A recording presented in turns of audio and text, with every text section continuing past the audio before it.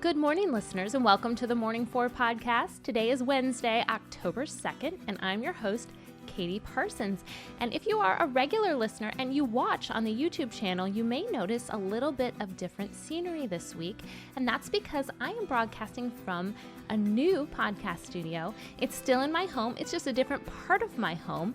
We have moved everything to a bigger space to not just accommodate this podcast, but to accommodate some of my other podcast clients who come in and actually record in our studio, and just to have a little more space for that. So you are not seeing things.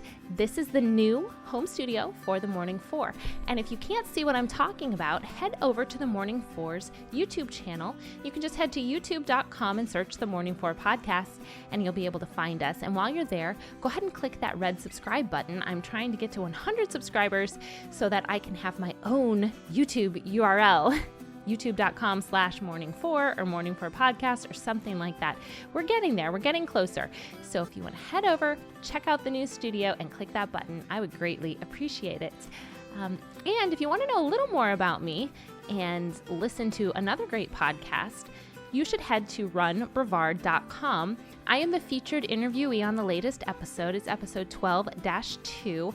I'm actually one of the co-hosts on there, and this time I got to be sort of the interviewee as well. Normally I'm with you all for about 4, 5, or 6 minutes every morning, but this is about a 40-minute episode, so I talk about where I'm from, how I got into podcasting, my kids, running, acting, a few fun facts about myself, like the fact that I used to work in the plumbing department of a home improvement store, things like that. So if you're interested, head over to runbrevard.com.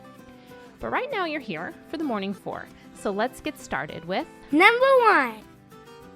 Here's a trivia question for all my road trip fans out there. We all know that the interstate system here in the U.S. is wonderful for traveling. You can travel almost the entire country just by car, and I know because I've driven a lot of it with my husband and my kids. But do you happen to know what the longest road in the entire country is? I'll give you a second to think it over, though I could have thought about it all day and I probably wouldn't have said this one. It's not Route 66. It's not A1A Beachfront Avenue. It's actually U.S. Route 20, and that stretches for 3,237 miles, wow, from Boston to Newport, Oregon. It's a beautiful route packed with all sorts of views and attractions, and it's really good for anyone who's looking for an epic road trip. It takes you through some of the nation's national parks, such as the Indiana Dunes National Lakeshore. I actually grew up right by there. Yellowstone in Wyoming, and Craters of the Moon National Monument. It parallels I-90 for much of its length. But much of US 20 is still a 2-lane highway, so it's not really for you if you're in a hurry to get somewhere, but it offers the perfect opportunity to slowly meander across the United States. Number 2. Well, in all my travels, one thing that I have never seen, but is certainly on my bucket list, is a whale. But I did learn a long time ago in science class that the largest animal on Earth is a blue whale. These marine mammals can be 100 feet long and weigh more than 200 tons. So here's a fun fact. Their tongues alone can weigh as much as an elephant. And here's another. A blue whale's heart is the size of a Volkswagen Beetle and pumps 10 tons of blood through the blue whale body. And the blue whale aorta is large enough for a human to crawl through. So yeah, they're big.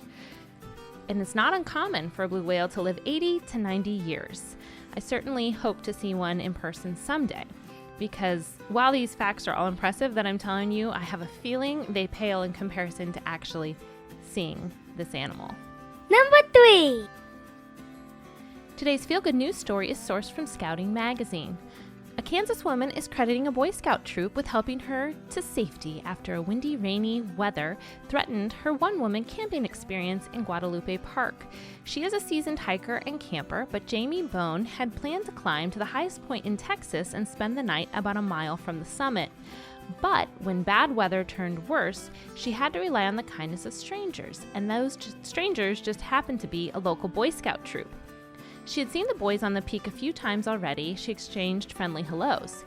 But after making camp, she decided to head up the summit, and while en route, the weather got really bad. Her tent blew over, her stuff was all over the place, but she wasn't there. But the Boy Scout troop, camped nearby, noticed.